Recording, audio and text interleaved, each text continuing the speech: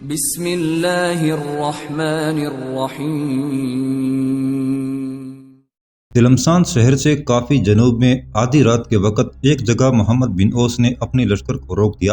اس موقع پر چونکہ عمیر بن صالح اس کے ساتھ تھا، چنانچہ عمیر بن صالح نے لشکر کے رکنے پر تعجب کا اظہار کیا۔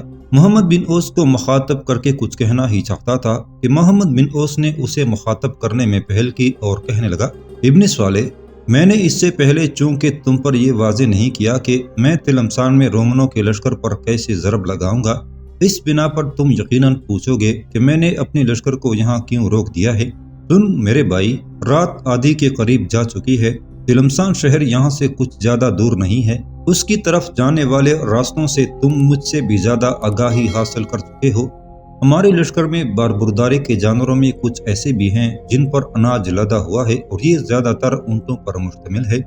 اناج میں قیروان سے کسی خاص مقصد کے تحت لے کر آیا ہوں۔ اب اس اناج کو میں تلمسان کی فتح کے لیے استعمال کرنا چاہتا ہوں۔ میرے بھائی، جو کچھ میں کہنے لگا ہوں غور سے سننا۔ عمیر بن صالح بڑی توجہ اور انہماک سے محمد بن اوس کی طرف دیکھنے لگا تھا۔ محمد بن اوس رکا، کچھ سوچا، اس کے بعد عمیر بن صالح کو مخاطب کرتے ہوئے وہ کہہ رہا تھا، میرے بھائی، تم اپنے کچھ مخبر ساتھیوں کے ساتھ اناج سے لدے اونٹوں کو لے کر تلمسان کا رخ کرو گے۔ ظاہر یہی کرو گے کہ تم سب اناج کے تاجر ہو۔ چنانچہ رومن ہی نہیں بلکہ شہر کے لوگ بھی خوش ہوں گے کہ ان کے شہر کے اندر اناج آ رہا ہے اور انہیں سستے داموں حاصل ہو سکے گا۔ جہاں میں اس وقت کھڑا ہوں، میں اپنے لشکر کے ساتھ یہیں رکوں گا، رات بھی یہیں بسر کروں گا، اگلا دن بھی یہیں گزاروں گا، جبکہ اپنے ارد گرد مسلح جوان پھیلا دوں گا تاکہ اطراف میں کوئی رومن مخبر ہو تو ان کا خاتمہ کر دیا جائے، کیونکہ میری یہاں موجودگی کے اطلاع تلمسان نہ پہنچ سکے۔ سب سے پہلے تمہارے کام کی ابتدا ہوگی جب تم اناج لدے اونٹوں کو لے کر اپنے ساتھیوں کے ہمراہ تلمسان شہر میں داخل ہوگے تو دن بھر اناج فروخت کرتے رہنا، اناج سستے داموں فروخت کرنا۔ شہر میں داخل ہونے کے بعد پہلے اناج کا بھاؤ سب دکانوں سے پوچھنا، جو بھاؤ وہاں چل رہا ہو اس سے کہیں سستے داموں اناج فروخت کر لینا۔ اس طرح لوگ خوش ہو جائیں گے، رومن بھی خوشی کا اظہار کریں گے اور تم پر کسی کو شک و شبہ نہیں ہوگا۔ چنانچہ صبح شہر میں داخل ہونے کے بعد شام تک تم اپنے کام میں مصروف رہنا۔ میں مغرب کی نماز یہیں ادا کرنے کے بعد بڑی تیزی اور برق رفتاری سے تلمسان کا رخ کروں گا۔ مغرب کے بعد میں تلمسان کے نواح میں پہنچوں گا۔ ظاہر یہی کروں گا کہ میں شہر کا محاصرہ کرنے لگا ہوں۔ رومنوں کو خبر ہو جائے گی کہ مسلمانوں کا ایک لشکر ان پر حملہ آور ہونے کے لیے آیا ہے، لہٰذا وہ فصیل پر اپنا دفاع مضبوط اور مستحکم کر کے اپنے لشکر کو فصیل پر چوکنا اور بالکل تیار کر دیں گے۔ میں اپنے لشکر کا پڑاؤ فصیل سے اتنے فاصلے پر کروں گا کہ فصیل سے چلایا جانے والا تیر میرے پڑاؤ تک نہ پہنچ سکے گا۔ اس کے بعد میرے کچھ لشکری حرکت میں آئیں گے، ڈالوں کی اوٹ میں رہتے ہوئے وہ اپنے پڑاؤ سے ذرا آگے آ کر شہر کی فصیل پر تیر اندازی کریں گے۔ شہر کی طرف سے اگر ان پر تیر اندازی کی گئی تو ان کے سامنے ڈھالیں ہوں گی، لہٰذا وہ رومنوں کی تیر اندازی سے محفوظ رہیں گے۔ اس تیر اندازی کے دوران ہی فضاؤں کے اندر جلتے پروں کے چند تیر چھوڑے جائیں گے۔ اس پر تم لوگ بالکل مستعد رہنا۔ جس وقت تم دیکھو کہ فضا کے اندر جلتے ہوئے پروں کے تیر چھوڑے گئے ہیں، تم فوراً شہر کے اندر اپنے ساتھیوں کے ساتھ حرکت میں آنا اور شہر کے جنوبی دروازے کی طرف آ کر جنوبی دروازے کے محافظوں پر حملہ آور ہو کر ان کا کام تمام کر کے شہر پناہ کا وہ دروازہ کھول دینا۔ اتنی دیر تک میں بھی اپنے لشکر کے ساتھ وہاں پہنچ جاؤں گا۔ چنانچہ جو ہی شہر پناہ کا جنوبی دروازہ کھلے گا، میں اپنے لشکر کے ساتھ شہر میں داخل ہو جاؤں گا۔ اس کے بعد تم لشکر میں شامل ہو جانا۔ میرے کام کی ابتدا ہو جائے گی، میں جانوں اور ہر پولیس جانے۔ پھر دیکھنا میں تلمسان شہر کے اندر رومنوں کا کیا حشر نشر کرتا ہوں۔ شہر کے اندر داخل ہونے اور رومنوں کے ساتھ ٹکرانے سے پہلے میں سارے سالاروں اور اپنے لشکریوں کو یہ ہدایت جاری کر دوں گا کہ ہر کوئی یہ کوشش کرے کہ رومنوں کے سالار ہر پولیس کو زندہ گرفتار کیا جائے، اسے بھاگنے کا موقع نہ دیا جائے، اور مجھے امید ہے کہ ہم ایسا کرنے میں کامیاب ہو جائیں گے۔ اور جب ہر پولیس گرفتار ہوگا تو پھر دیکھنا میں اسے کس مقصد کے لیے استعمال کرتا ہوں۔ یہاں تک کہنے کے بعد محمد بن اوس رک گیا۔ کچھ دیر تک غور سے وہ عمیر بن صالح کی طرف دیکھتا رہا، پھر دوبارہ بولا، ابن صالح میرے بھائی، جو کچھ میں نے کہا ہے کیا یہ؟ جواب میں عمیر بن صالح پہلے ہی مسکراتے ہوئے بول پڑا، امیر، آپ کوئی فکر ہی نہ کریں، میں تلمسان میں حملہ آور ہونے کے بعد آپ کے سارے منصوبے کو سمجھ اور جان گیا ہوں۔ اب میری آپ سے یہ گزارش ہے کہ اناج لدے ہوئے اونٹ میرے حوالے کر دیں اور میں اپنے کچھ مخبر ساتھیوں کے ساتھ تلمسان کا رخ کرتا ہوں۔ عمیر بن صالح کے ان الفاظ پر محمد بن اوس خوش ہو گیا تھا، چنانچہ کچھ اناج لدے اونٹ اس کے حوالے کر دیے گئے، جنہیں عمیر بن صالح اپنے ساتھیوں کے ساتھ لے کر تلمسان کی طرف ہو لیا تھا۔ عمیر بن صالح نے کچھ ایسی رفتار کے ساتھ تلمسان کی طرف سفر کیا تھا کہ سورج طلوع ہونے کے بعد جس وقت تلمسان میں سبزی فروشوں کے علاوہ دوسرے تاجر شہر میں داخل ہو رہے تھے، وہ بھی ان کے ساتھ اناج کے تاجر کی حیثیت سے اناج لدے اپنے اونٹ لے کر تلمسان شہر میں داخل ہو گیا تھا۔ کسی کو اس پر شک و شبہ نہ ہوا تھا۔ بازار میں داخل ہونے کے بعد عمیر بن صالح نے محمد بن اوس کی تجویز پر عمل کرنا شروع کر دیا۔ پہلے اس نے اناج کا باؤ پتہ کیا، اس کے بعد شہر کے باؤ سے کم نرخ رکھتے ہوئے اس نے اناج بیچنا شروع کر دیا تھا۔ اس کے ایسا کرنے پر جہاں رومن خوش تھے، وہاں شہر کے لوگ بھی بڑی خوشی اور طمانینت کا اظہار کر رہے تھے۔ سورج غروب ہونے کے بعد جس وقت تاجروں کے شہر سے نکلنے کا وقت آ گیا تھا، عین اسی لمحہ محمد بن اوس اپنے لشکر کے ساتھ تلمسان شہر کے جنوب میں نمودار ہوا۔ چنانچہ شہر کے اندر واویلا اٹھ کھڑا ہوا کہ مسلمانوں کا ایک لشکر تلمسان پر حملہ آور ہونے کے لیے پہنچ گیا ہے، جس کی بنا پر شہر کے اندر جو تاجر تھے انہیں شہر کے اندر ہی روک دیا گیا۔ انہیں سختی سے منع کر دیا گیا کہ ان میں سے کوئی بھی باہر نہ نکلے۔ شہر کے دروازوں پر کڑا پہرا لگا دیا گیا تھا۔ رومنوں کا سالار ہرکولیس بھی شہر کی فصیل پر چڑھ آیا تھا۔ فصیل کے اوپر اس نے اپنے سارے لشکر کو مستعد کر دیا تھا، جبکہ لشکر کا بڑا حصہ اس نے فصیل کے اوپر جنوب کی طرف رکھا تھا، اس لیے کہ محمد بن اوس نے اپنے لشکر کے ساتھ شہر کے جنوب ہی میں پڑاؤ کر لیا تھا، لہذا شہر پناہ کا جنوبی حصہ ہی ہرکولیس کی توجہ کا مرکز تھا۔ جنوبی حصے کے ایک برج کے اندر ہرکولیس بذات خود موجود تھا اور محمد بن اوس پر نگاہ رکھے ہوئے تھا۔ جب فضاؤں کے اندر اندھیرا گہرا ہو گیا، تب محمد بن اوس کے کچھ لشکری حرکت میں آئے۔ اپنے سامنے ڈھالے رکھتے ہوئے وہ آگے بڑھے۔ وہ 2 صفوں کی صورت میں آگے بڑھے تھے۔ اگلی صف جو 10 لشکریوں پر مشتمل تھی، انہوں نے اپنے سامنے ڈالے بنا رکھی تھی۔ ان کے پیچھے 10 تیر انداز تھے۔ تھوڑا سا آگے جا کر وہ 20 کے 20 لشکری بیٹھ گئے۔ آگے والوں نے اپنے سامنے ڈھالے کر لی اور پیچھے والوں نے شہر پناہ پر تیر اندازی شروع کر دی تھی۔ یہ تیر اندازی جنوبی دروازے کے دائیں بائیں جو برج تھے ان میں کی گئی تھی۔ اسی تیر اندازی کے دوران جلتے ہوئے پروں کے کچھ تیر فضا میں چھوڑ دیے گئے تھے۔ ان تیروں کا فضاؤں کے اندر بلند ہونا تھا کہ تلمسان شہر کے اندر ایک تبدیلی اور ایک انقلاب رونما ہو گیا تھا۔ عمیر بن صالح اور اس کے ساتھی جو اپنے جنگی لباس کے اوپر دوسرا لباس پہنے ہوئے تھے، یکدم حرکت میں آئے، جنوبی دروازے کی طرف بڑی تیزی سے گئے، پھر ایک دم شہر پناہ کے محافظوں پر ٹوٹ پڑے۔ محافظوں کا خاتمہ کرنے کے بعد انہوں نے شہر پناہ کا جنوبی دروازہ کھول دیا۔ دروازہ کھلنا تھا کہ محمد بن اوس اس دروازے سے اپنے لشکر کے ساتھ شہر میں داخل ہونا شروع ہو گیا تھا۔ یہ صورتحال رومنوں کے سالار ہرکولیس کے لیے بڑی اندیشہ ناک تھی، چنانچہ بڑی تیزی سے وہ فصیل سے نیچے اترا۔ فصیل کے اوپر جس قدر لشکر تھا اسے اس نے نیچے اترنے کا حکم دیا، اور شہر کے اندر جو پہلے سے لشکر موجود تھا اسے بھی اس نے جنوبی دروازے کے سامنے جو کھلا میدان تھا وہاں استوار کر لیا تھا۔ اتنی دیر تک محمد بن اوس بھی اپنے لشکر کے ساتھ انہی میدانوں میں داخل ہو کر اپنے لشکر کی ترتیب کو اپنی گرفت میں کر چکا تھا۔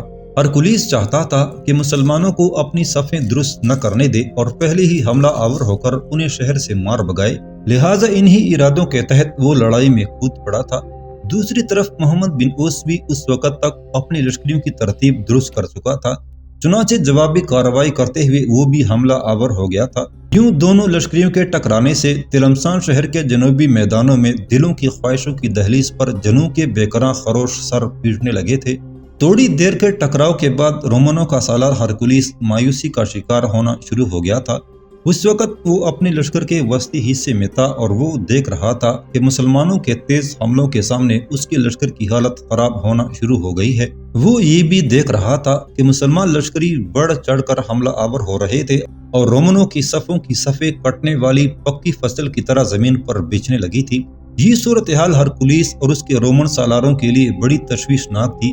وہ کہیں بھاگ بھی نہیں سکتے تھے، اگر بھاگتے تو مسلمان تعاقب کرتے اور جب وہ شہر پناہ کے کسی دوسرے دروازے تک جاتے اس وقت تک پیٹ کی طرف سے حملہ آور ہو کر یقیناً ان کا اور ان کے لشکریوں کا خاتمہ کر دیتے۔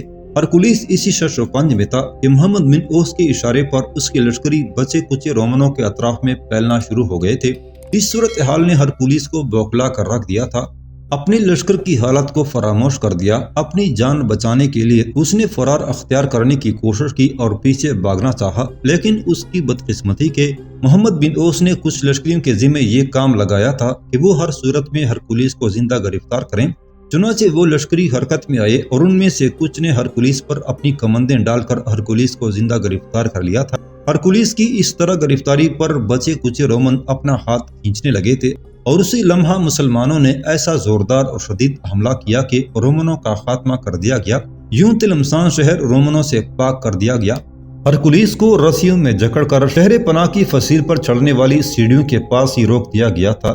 صبح تک کسی نے اسے کچھ نہ کہا، نہ ہی اس سے پوچھ گچھ کی گئی۔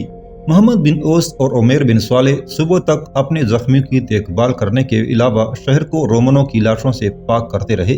جب سورج کافی چڑھ آیا اور دھوپ چاروں طرف پھیل گئی، تب ہرکولیس کو محمد بن اوس کے سامنے پیش کیا گیا۔ ہرکولیس کے ہاتھ پشت پر بندھے ہوئے تھے۔ جب اسے محمد بن اوس کے سامنے لایا گیا تو محمد بن اوس کچھ دیر تک اس کی طرف دیکھتا رہا، پھر اسے مخاطب کر کے کہنے لگا، رومنوں کے سالار، تمہارا نام ہرکولیس ہے، کیا تم نے مجھے پہچانا؟ ہرکولیس نے کھا جانے والے انداز میں محمد بن اوس کی طرف دیکھا، کہنے لگا، پہچانا؟ تم مسلمانوں کے سالار محمد بن اوس ہو۔ اگر تم یہ سمجھتے ہو کہ مجھے گرفتار کر کے اور میرا خاتمہ کر کے تم اپنی قوم کے لیے کوئی فلاحی کام کرو گے تو یہ تمہاری بھول ہے۔ اگر تم مجھے موت کے گھاٹ اتار دو گے تو یہ بات اپنے دل پر لکھ رکھنا کہ رومن وہ قوم ہے جو ہولناک آوازوں کا بدن بن کر آگ کے اندر بھی پڑاؤ کرنے کا ہنر جانتی ہے۔ ہرکولیس جب خاموش ہوا تب ہلکی ہلکی مسکراہٹ میں محمد بن اوس کہنے لگا، قیدی ہو کر تم نے خوب اور اچھے الفاظ استعمال کیے ہیں، پر ہرکولیس اس کا کیا ہوگا کہ ماضی میں بھی تیری قوم نے ہمارے خلاف ہوا و ہوس کے گنگور بادل کھڑے کر دیے، لیکن ہر بار ہم نے تیری قوم کو شکست خوردہ راستوں کی سائی میں تبدیل کر رکھا۔ یہاں تک کہنے کے بعد محمد بن اوس رکا، پھر وہ چھوٹے سالاروں کی طرف دیکھتے ہوئے کہنے لگا، ہرکولیس کو لے جاؤ اور لشکر میں اسے کڑی نگرانی میں رکھو۔ اس کے ساتھ ہی وہ سالار حرکت میں آئے اور ہرکولیس کو وہاں سے ہٹا کر لے گئے تھے۔ ہرکولیس کے جانے کے بعد محمد بن اوس اپنے قریب بیٹھے عمیر بن صالح کی طرف متوجہ ہوا اور اسے مخاطب کر کے کہنے لگا، ابن صالح، میرے بھائی، میں تھوڑی دیر تک اس شہر کے نظم و نسق میں مصروف ہوں گا۔ اس سے پہلے جو لشکر تلمسان میں ہوا کرتا تھا وہ بھی میرے لشکر میں شامل ہے۔ جب ہم یہاں سے کوچ کریں گے تو وہی لشکر شہر کی حفاظت میں رہے گا۔ اب تم سب سے پہلا کام یہ کرو کہ اپنے مخبروں کے ذریعے چاروں طرف یہ خبر پھیلا دو کہ محمد بن اوس اب مستقل طور پر تلمسان شہر میں قیام کرے گا، تاکہ آنے والے دور میں کوئی اور رومن لشکر اس شہر پر حملہ آور ہو کر قبضہ نہ کر لے۔ محمد بن اوس جب خاموش ہوا تب بڑے غور سے اس کی طرف دیکھتے ہوئے عمیر بن صالح بول اٹھا، امیر، یہ خبر پھیلانے سے کیا فائدہ ہوگا؟ محمد بن اوس مسکرایا اور کہنے لگا، ابن صالح، یہ تو میں تمہیں بعد میں بتاؤں گا کہ یہ خبر پھیلانے سے ہمیں کیا فائدہ اور کیا سود مندی حاصل ہوتی ہے۔ فی الحال تم چاروں طرف یہ خبر پھیلا دو تاکہ قرطاجنہ تک بھی یہ خبر پہنچ جائے کہ محمد بن اوس نے مستقل طور پر تلمسان شہر میں قیام کر لیا ہے۔ اس کے بعد میں جانتا ہوں کہ رومن کیا قدم اٹھائیں گے، اور جب وہ میری امیدوں کے مطابق قدم اٹھائیں گے تو تمہیں خود ہی پتہ چل جائے گا کہ میں اس ہرکولیس کو ہی استعمال کرتے ہوئے کیسے رومنوں کو اپنے سامنے رگیتا ہوں۔ بات صرف ہرکولیس تک ہی محدود نہیں رہے گی۔ عمیر بن صالح، میرے بھائی، یہاں سے نکل کر میں برانس کا رخ کروں گا۔ کوشش کروں گا کہ اس پر حملہ آور ہو کر ہرکولیس کی طرح اسے بھی اسیر بناؤں، اور پھر دیکھنا ہرکولیس اور برانس کو کیسے میں رومنوں کے خلاف عذاب اور اذیت کی حیثیت سے استعمال کرتا ہوں۔ محمد بن اوس کچھ دیر خاموش رہ کر سوچتا رہا۔ دوبارہ اس نے عمیر بن صالح کو مخاطب کیا تھا، ساتھ ہی اپنے کچھ مخبر کیروان کے نواح کی طرف روانہ کرو جو یہ جاننے کی کوشش کریں گے کہ برانس نے اپنے لشکر کے ساتھ کہاں قیام کر رکھا ہے، اور جب میں تلمسان سے نکل کر کیروان کا رخ کروں تو ان مخبروں کو مجھے راستے میں بتانا چاہیے کہ برانس کا محل وقوع کیا ہے۔ پھر دیکھنا میں اس برانس کا بھی کیا حشر نشر کرتا ہوں۔ گو عمیر بن صالح کو محمد بن اوس کی ان باتوں کی کوئی سمجھ نہ آئی تھی، لیکن وہ چپ رہا۔ وہ جانتا تھا کہ محمد بن اوس جو کچھ کہہ رہا ہے اسے سچ کر کے دکھائے گا۔ اس بنا پر چپ چاپ اپنی جگہ سے اٹھا۔ اپنے کچھ مخبروں کو اس نے قرطاجنہ کی طرف بھیج دیا تاکہ وہ محمد بن اوس کے تلمسان میں مستقل قیام کی خبریں اڑائیں۔ کچھ قاصد اس نے قیروان کی نواح کی طرف روانہ کیے تاکہ وہ برانس کا محلی وقوع جان کر محمد بن اوس کو اس سے آگاہ کر سکے۔ عمیر بن صالح کے وہاں سے اٹھنے کے بعد محمد بن اوس بھی اٹھا اور تلمسان کے شہر کے نظم و نسق میں لگ گیا تھا۔ اگلے روز آدھی رات کے وقت بڑی رازداری اور بڑی خاموشی کے ساتھ محمد بن اوس نے تلمسان سے قیروان کی طرف کوچ کر لیا تھا۔ تلمسان سے قیروان کی طرف جاتے ہوئے محمد بن اوس بڑی احتیاط کے ساتھ سفر کر رہا تھا۔ دن کے وقت تو صحرا کی وسعتوں میں کہیں نہ کہیں گاٹھ لگا لیتا تھا اور رات کے وقت سفر کرتا تاکہ تلمسان سے اس کے نکلنے کی خبریں ادھر ادھر نہ پھیلیں۔ ساتھ ہی اطراف میں مسلح جوان بھی پھیلا دیے گئے تھے جو رومنوں کے مقبروں پر گہری نگاہ رکھے ہوئے تھے۔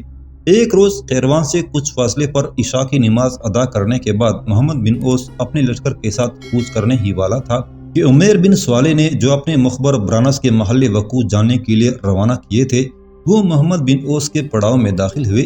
انہیں دیکھ کر محمد بن اوس کے نہیں عمیر بن صالح نے بھی خوشی کا اظہار کیا۔ آنے والے وہ مخبر محمد بن اوس کی طرف آئے۔ انہیں دیکھتے ہی محمد بن اوس نے انہیں مخاطب کیا، عزیز ساتھیو، تمہارے پاس کوئی اچھی خبر ہو تو کہو۔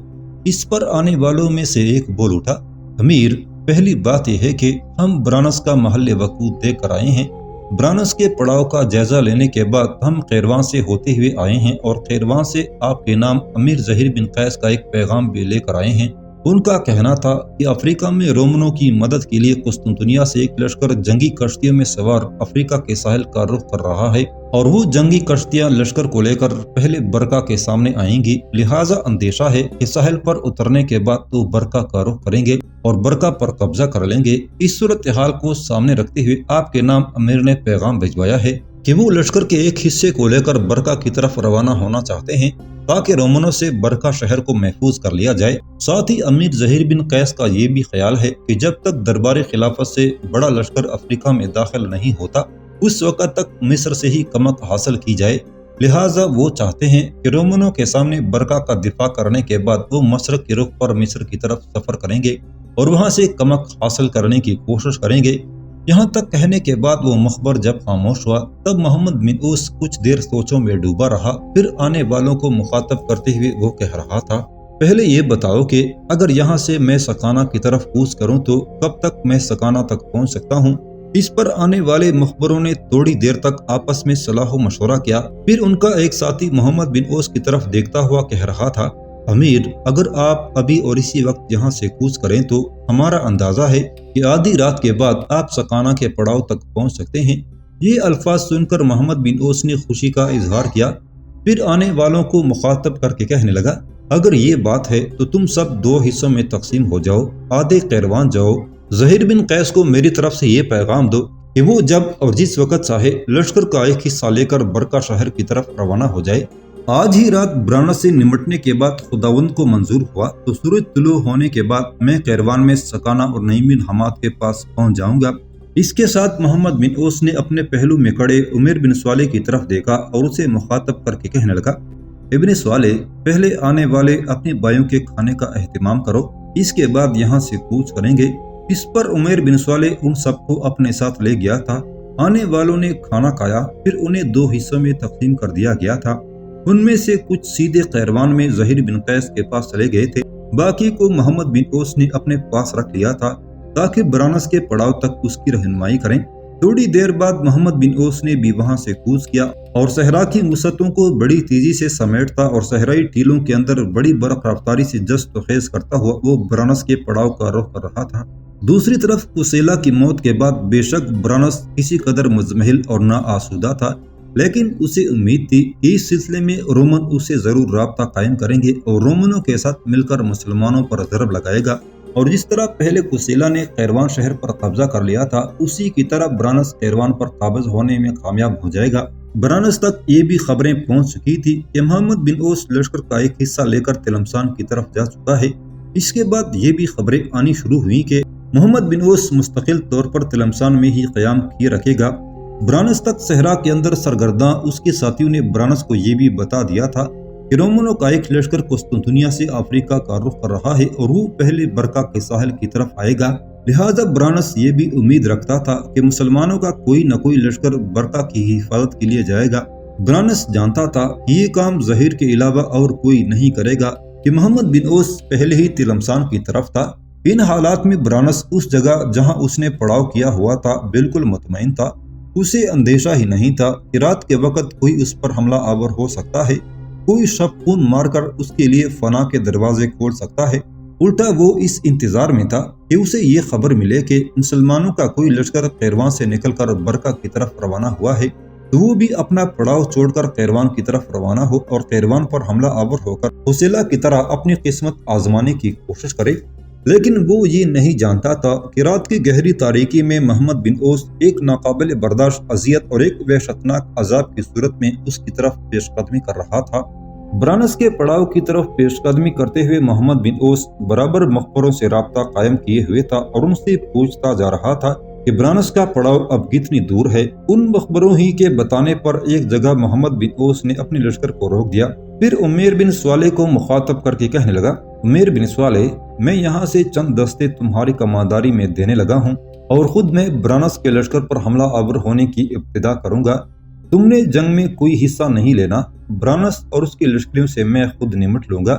وہ دستے جو میں تمہاری کمانداری میں دے رہا ہوں انہیں لے کر تم نے شمال کی طرف مستعد رہنا ہے۔ جب برانس کو میرے ہاتھوں شکست کا سامنا کرنا پڑے اور اس کے ساتھی ادھر ادھر منتشر ہونے کی کوشش کریں تو جو شمال کی طرف بھاگے انہیں بھاگنے نہ دینا، موت کے گھاٹ اتار دینا۔ اس طرح برانس کی شکست کی خبریں رومنوں تک نہ پہنچیں گی۔ ہاں، اگر ان کے ساتھی جنوب کی طرف بھاگے تو میں ان کا خوب تعاقب کروں گا اور ان میں سے کسی کو بھی بچ کر بھاگنے نہیں دوں گا۔ عمیر بن سوالے نے محمد بن اوس کی اس تجویز سے اتفاق کیا تھا۔